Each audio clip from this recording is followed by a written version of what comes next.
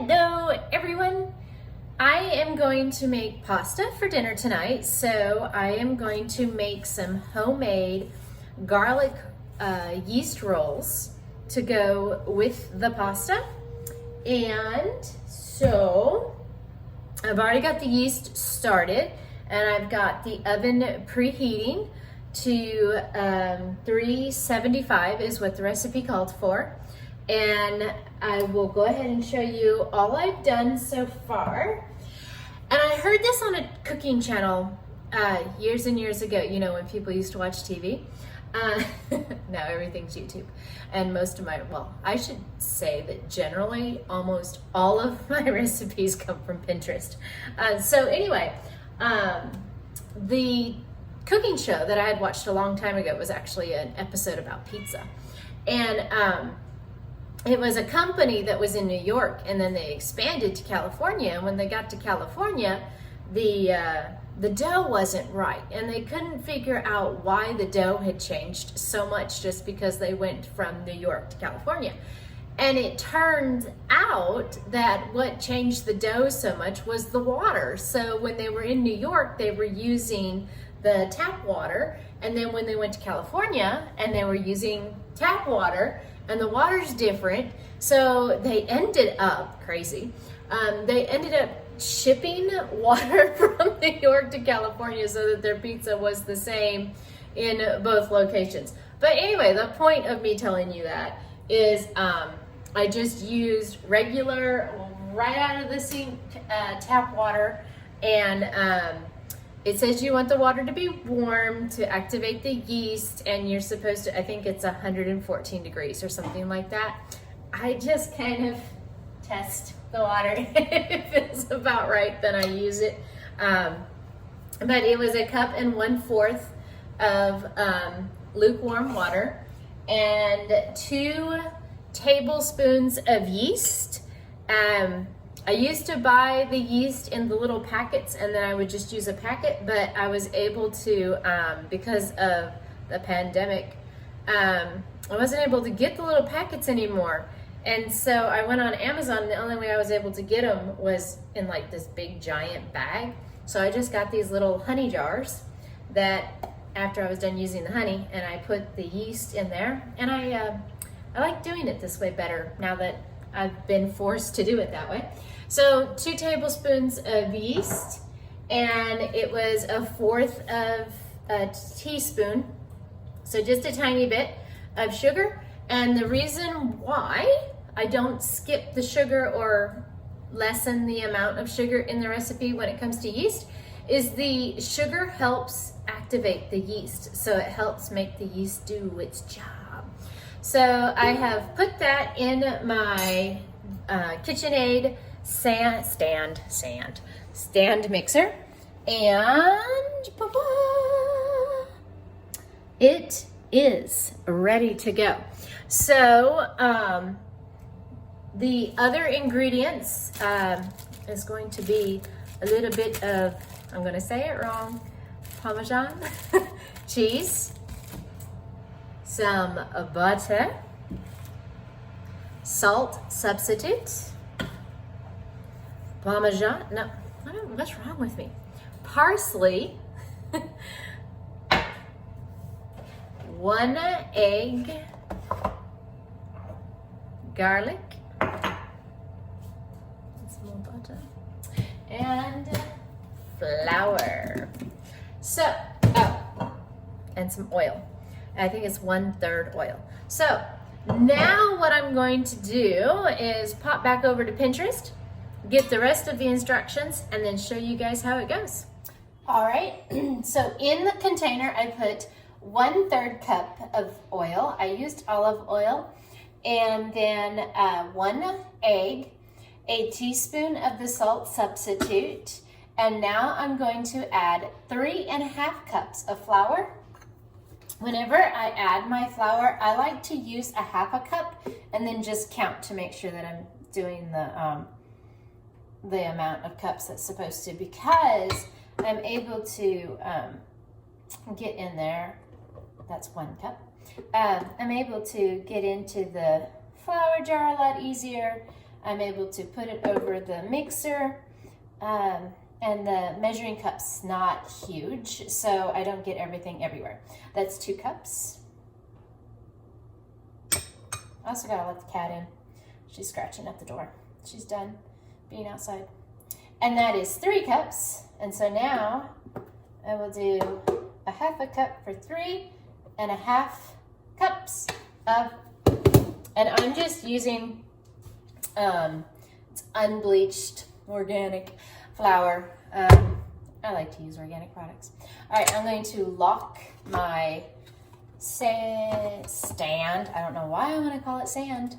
All right, and then I'm just gonna start it on the stir, just to stir in everything really, really good, and then I'll mix it until it all comes together. One of the things that I've learned when it comes to be making like dough and bread and stuff is that, or especially with cakes, the more you work the wheat, the more the gluten breaks down, and that is what's going to cause you to either have a nice fluffy product or a nice flat, dense product. And when it comes to dinner rolls, you know, you want nice and fluffy. So I'm just going to let that mix in. And it's looking really, really good the way it's mixing, so I honestly do not think I'm going to move up the speed. I'm just going to keep it the way it is and just let it mix together. I will show you it going around and around. So as you can tell, the flour is not sticking to the side of the bowl, and it's mixing together really well. So I'm just going to go ahead and let this mix for about a minute. And then I'm going to take it out, and it says to divide it into 16 balls, and then you put it on your baking sheet and you let them rise for a bit. So that's what I'm gonna do. Okay, so I'm just going to add a teensiest bit more flour to the mixture, because you can kind of tell that it's sticking a little bit at the bottom. So I just add the tiniest bit at a time to it, just enough until it's not sticking on the bottom, and then I'll know it's done and be ready to be made into yeast rolls. So it's kind of a sensitive part of making dough, because if you add too much, it's not good. But if you don't add enough, it's not good. So I just add a teensy bit at a time, let the dough work a little bit, and then see if it comes away from the bowl. To me, this is good, so this is where I'm going to stop it and turn it into little tiny dinner rolls. So just bring that to a stop, unlock the mixer, pull it up, and it's not sticking to my fingers, but it's also not hard. It's still very soft. So I think I've done it. I think I got a good dough roll going. We shall see. So now I'm going to unstick it from the actual, I don't know what you call this. I guess it's just a dough mixer, dough beater. I'm not really sure. But I'm going to take that off like so.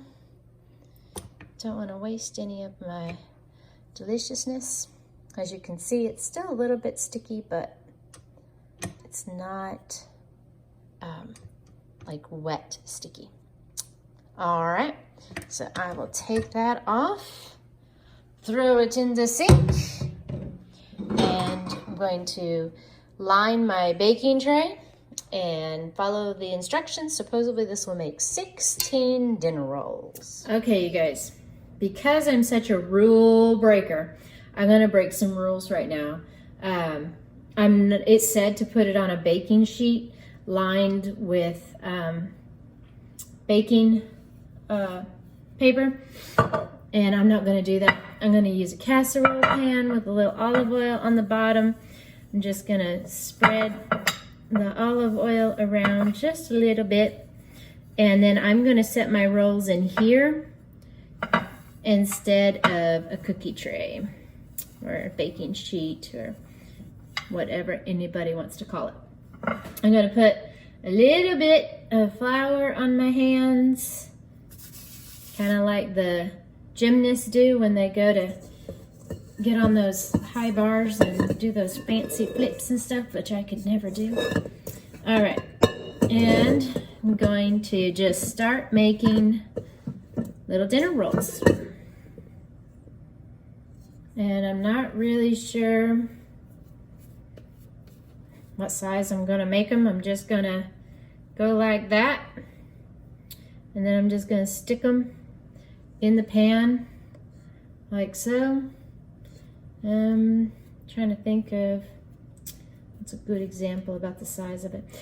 To me, this would have been a good snowball, you know, if you live in an area where you're lucky enough to get snow. That's about what I'm making the rolls the size of. About the size of a snowball. And they are a little bit more sticky than I wanted, but hopefully it's not going to be bad. All right, so I'm gonna lift that up and show you. Da-da-da. There you go. I guess they're also about half the size of a baseball, maybe? Almost the size of a baseball? No, that's not the size of a baseball. Let's just go with snowballs. All right, so this is what I'm gonna do for the rest of the pan.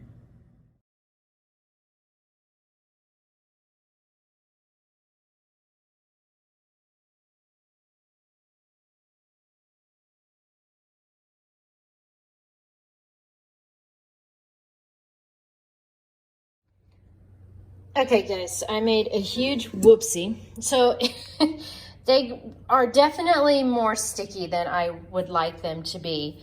And I ended up trying to put a little bit of flour in the bowl with my arms basically, because my hands were so sticky, and a lot fell in there. So I did my very best not to actually mix the dough. But as you can tell, I mean, they got powdery. Also didn't make 16 rolls. And this guy, he's definitely a little bit bigger than the rest of them. And this poor little guy, he's the runt of the litter. I didn't even get 12. I got 11. I'll tell you, this is not perfectionist cooking, that's for sure. This is real life in my kitchen cooking, because that's how it came out. I am going to let them rise. I think it said to let them rise for like 15 minutes. And then I am going to throw them in the oven. And afterwards, you melt the butter and you add the garlic and the parsley and the Parmesan cheese.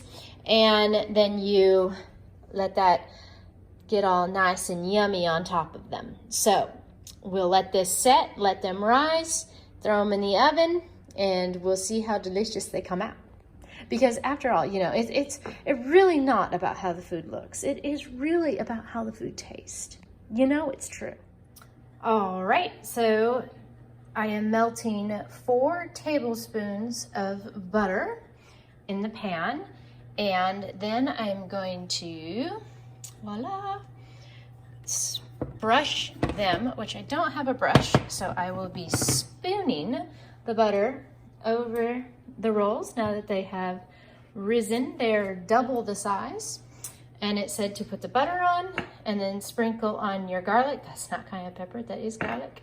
And your parsley and some freshly grated Parmesan cheese. So that is what we will be doing right now.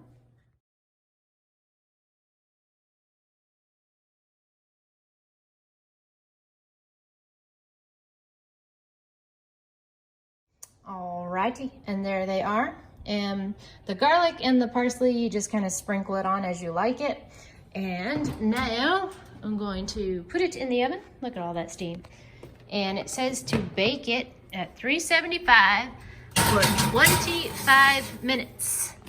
So we will have to wait 25 minutes to see what it's going to look like. And you guys are going to have to wait a neosecond. Right, timer went off, so let's see what happened. Beautiful rolls.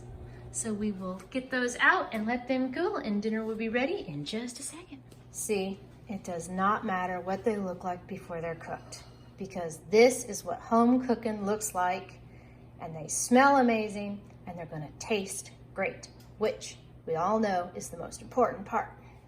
Okay, this is what you wanna see when you make rolls, is that when you get to the middle roll, that it's done and fluffy on the inside. So now we are going to get Sierra to give it a taste and see how they are. All right, Sierra, tell us, how does the no salt added dinner rolls taste?